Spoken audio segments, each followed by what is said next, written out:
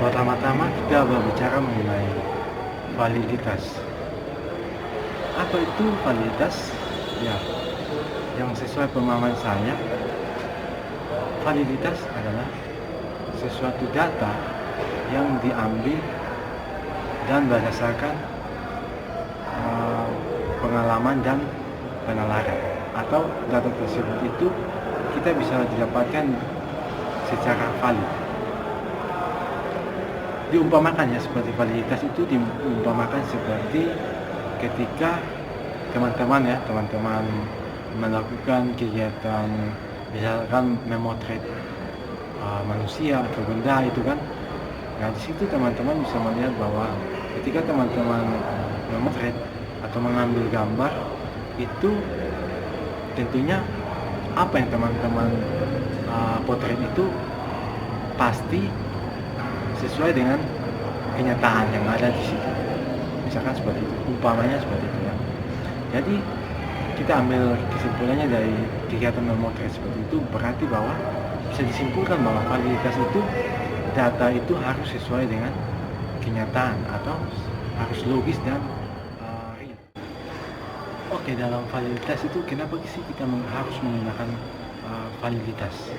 Dasarnya jelas sekali bahwa validitas itu hasil dari data yang kita ambil itu harus benar-benar real atau nyata.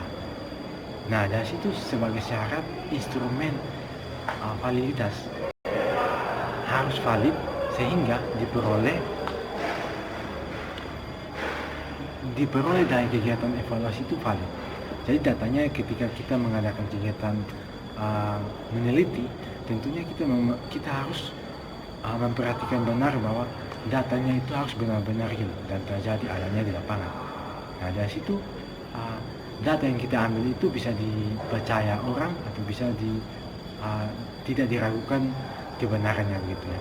Jadi datanya itu benar-benar mengedukasi orang yang membaca. Menjelaskan tentang bagaimana cara mengetahui validitas tes.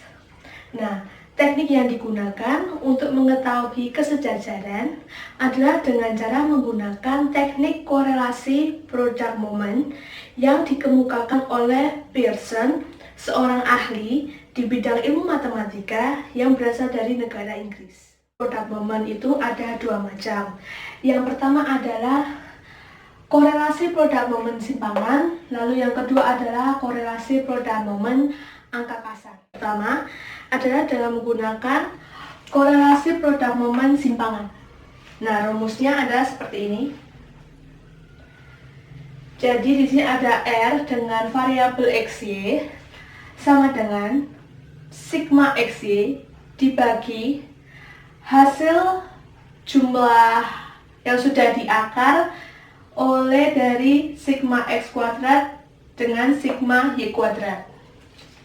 Nah, untuk mengetahui variabel XY, kita harus melakukan koefisien korelasi antara variabel X dengan variabel Y. Nah, caranya adalah untuk mengetahui korelasi X, variabel X, maka rumusnya seperti ini.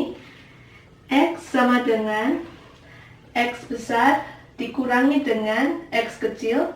Lalu untuk mencari korelasi variabel Y dengan cara Y sama dengan Y besar dikurangi dengan Y kecil. Nah, ini adalah rumus untuk mengetahui korelasinya. Lalu selanjutnya adalah sigma XY. Nah, ini sigma XY merupakan jumlah perkalian atau hasil perkalian dari variabel X dengan variabel Y. Lalu sigma X kuadrat ini. Nah, sigma X kuadrat itu merupakan jumlah kuadrat dari variabel X. Lalu untuk sigma Y kuadrat adalah jumlah dari variabel jumlah kuadrat dari variabel Y. Rumus yang kedua adalah dengan menggunakan korelasi product moment angka kasar. Nah, ini adalah rumusnya. Lebih banyak dari dari cara yang sebelumnya menggunakan korelasi produk momen simpangan. Nah, di sini caranya adalah menggunakan rumus RXY sama dengan hasil jumlah sigma XY dikurangi dengan hasil perkalian dari sigma XY dengan sigma Y. Lalu kalau misalnya sudah ditemukan jumlahnya, hasilnya, maka dibagi oleh hasil dari akar.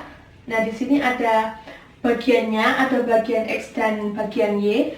Di sini jumlah sigma X kuadrat dikurangi hasil dari jumlah sigma X lalu dikuadratkan, digabungkan untuk jumlah masing-masingnya itu dikurangi.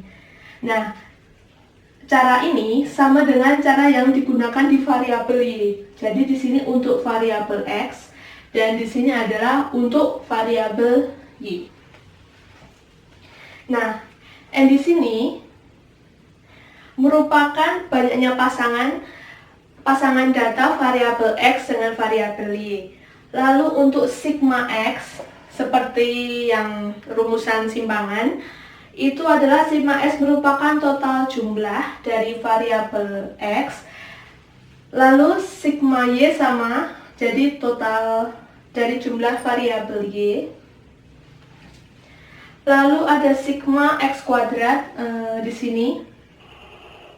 Nah, sigma X kuadrat itu merupakan kuadrat total jumlah dari variabel X.